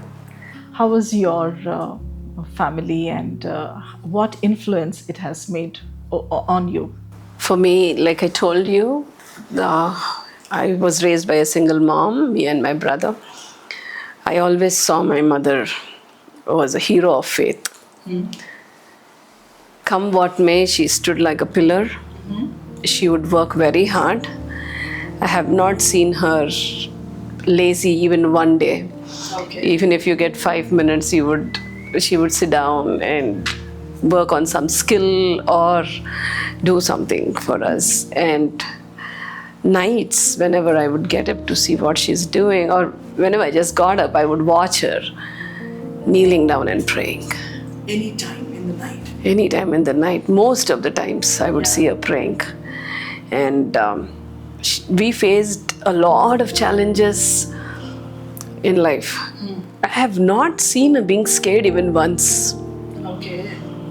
I remember days where she would be admitted in the hospital and the doctors would they'll give up and say, I don't think she will make it the next day morning, and my uncles and aunts will think that we will become orphans, who will take care of them and all. But next day morning, she's not in the bed, she will be home. She's a warrior. She really fought a lot of things. And looking at her, I learned to rely on God. She would always say, not to fear, not to fret. Go ahead, God is with you. And that is where I think she had all the guts to say yes when I wanted to marry Abby, though he went through the surgery and all the fears. And she was not afraid at all. And the God whom she served strengthened her all the time. So me and my brother also played major role in my life. Our fights, our playing, our dreaming together for great life. Yes, he took care of me like a father. He became a father at a very small age. I always tell that. So more than a sibling, I think he relates to me like a dad. And yes, even his life of faith surprises me sometimes, how God carries us through the thick and thin, the ups and downs. We know, come what may, he is there. So, Pastor, I understand that it's been 33 long years you both are married. We're curious to know how you have kept your love and friendship so vibrant and alive till date. Gita, I'm a great lover. Wow. And I and Bernest have great time of fun together, in fact. Okay. And we want to thank God for that kind of a bonding. I think looking back to that 33 years of our marriage, it was more of friendship. Okay. And I think we very rarely treat each other as husband and wife. So that's one of the key things of our successful in our marriage. Thanks for unfolding the secret recipe, or I would say a secret, of your married life, that you both are more towards friendship. Yeah. And second thing is, I also have a gift of forgetting. Okay. So sometimes when we fight, I tend to forget. And I'll try to recollect to see what, we exchanged words and things like So that. that's a great blessing in disguise for Pastor Bernest. That's it. So these are some of the things which have really kept us go stronger in our marriage. I don't know if Bernest want to add something. For us, it was always like whatever we do the next day morning, we both have the same vision. Right. Okay, like he has to preach, I have to preach. Okay, we have to discuss what next we are going to do. They always say, right, what unites a couple together is a common and a shared vision. And I think that kept us even to ask forgiveness. Both of us, I think, are ready to ask sorries and appreciate each other. When we are hurt, but as he forgets, I don't have anything to remind him. It surprises me how he can forget when I hurt him or anything. But we can laugh over things. Okay, when I'm stressed, I laugh. Okay, so it is good to be like knowing God actually, and keeping Him as at the center, and burying our egos, and knowing our purpose is beyond both of us. That actually kept us going. We knew, like, if we continue to fight, we cannot serve. Okay, and we have a purpose beyond our hurts or just the two of us. We have something else to achieve. That kept us going. And to add to what Bernest said, laughter is the best medicine, both for my heart, both for my physical heart as well as my romantic. So that supply comes from Bernest, and I call her most of the time as a kind of a portable TV, where she's full of joy, and so that not only me, I think many people are recipients of that kind of joy that she carries in our relationship. So I'm ever grateful to God for her. To know this. As a fruit of this beautiful relationship, you're blessed with 4 children and 4 grandchildren, and they being outside of India. What is your constant prayer as a mother for your children and grandchildren? My prayer today is the same prayer that it was when they were born, like all the way through. I truly want my children to hear God's voice and know their purpose and fulfill that. If they can know why God has given whatever He has given them and carried them to such greater heights from where they were to where they are today, I would still pray and ask my children. Every time I'll ask them, have you prayed? Have you read your Bible? How are you carrying your spiritual life? And I'm really proud of the way that God has been their priority. That gives a lot of satisfaction, and I wish the same for my grandkids. And my greatest prayer for my grandkids is that they would be protected by God as much as their parents are protected by God. They would be protected by the culture, that the culture would not supersede in their life more than the scripture. They would be grounded in the word, and they would be down to earth. Let God be their highest priority, and may God's will accomplish in their life. That is my greatest desire, to be in the center of God's will. Nothing more. Gita, I'm so blessed with having my 4 kids. They are wonderful children, I can say, with all the challenges that they had personally and also ministerially, with us being in church plant. They have done great. I'm ever grateful to God for this wonderful kids who work day and night. Yeah. And my prayer for them is they would stick on to the principles that they've been raised with. They would never forget the principles. They would be prayerful, and they would be sensitive to God's voice. When they're sensitive to God's voice and then they're praying, sure enough they will find their purpose. And however hard it is, my heart's cry and my prayer and my blessing is they would stick on to it, and they would continue. Not just how they worked hard for their personal careers. I tell you, they are great moms. And we have 4 grandkids, and each time when our grandkids call us or talk to us about God, share with us the Bible verses, our hearts are overjoyed. Yeah. And I am like, hats off to my daughters and my sons-in-law for raising Yes. my grandchildren, our grandchildren, Yes. in the fear of God. Yeah. And I'm well satisfied in life. Pastor, for the next generation pastors, what would be your advice for them as to how they need to serve and work in God's kingdom? I think the calling of God is one of the key factors in any man of God's life. Yeah. And as we grow, we need to recognize, as Paul says, I was not disobedient to the call of God.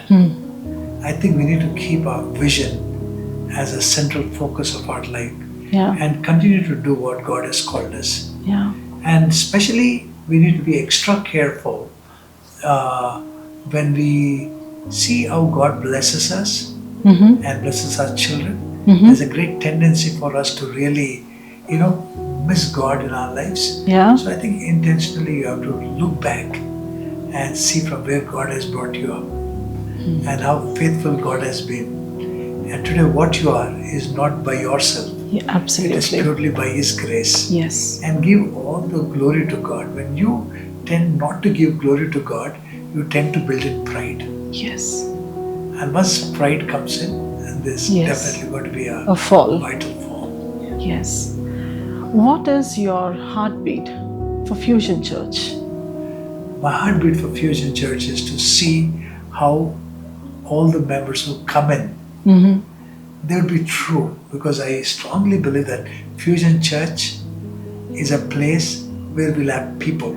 Yeah. People means, somebody said people means problems, Yeah. but people means also potential, Oh, yes. and how God can take those problematic people to become potential for His kingdom. Amazing.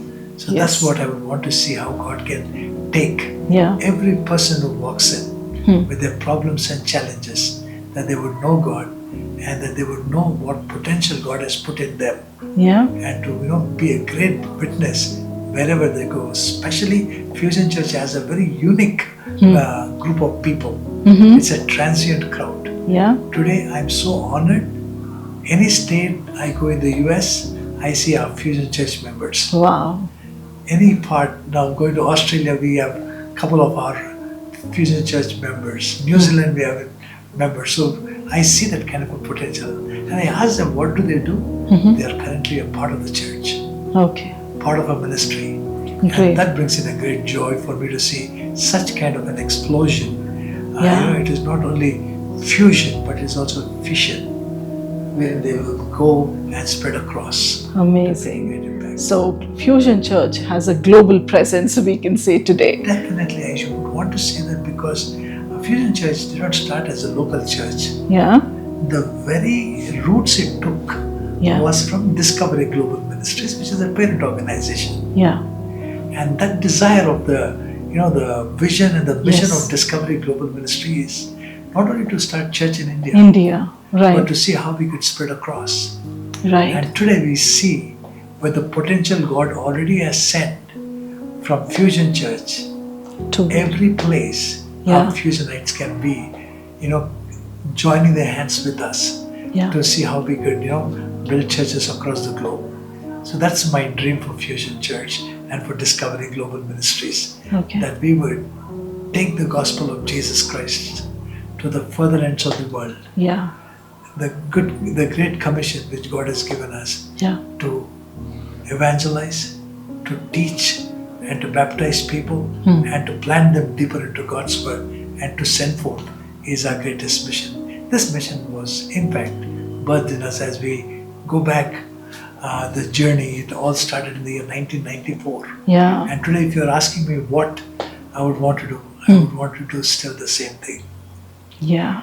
with a great force of people Yes. who are here at Fusion Church Yeah. and the Discovery Global members across the globe. We want to see how we could really, keep in view on how 2033. Mm-hmm. And you may be asking why 2033? 2033 would mark 2000 years since the time Jesus has given the Great Commission. Okay. Right. That was the time Jesus told, go into all the world and preach Yes. the gospel. So we want to see how best we could have in the year 2033 a global conference for the ministry which we have started. And we are praying that many people would come be a part of it. You can be a prayer mobilizer. You can come and say that you would want to be, investors into God's kingdom.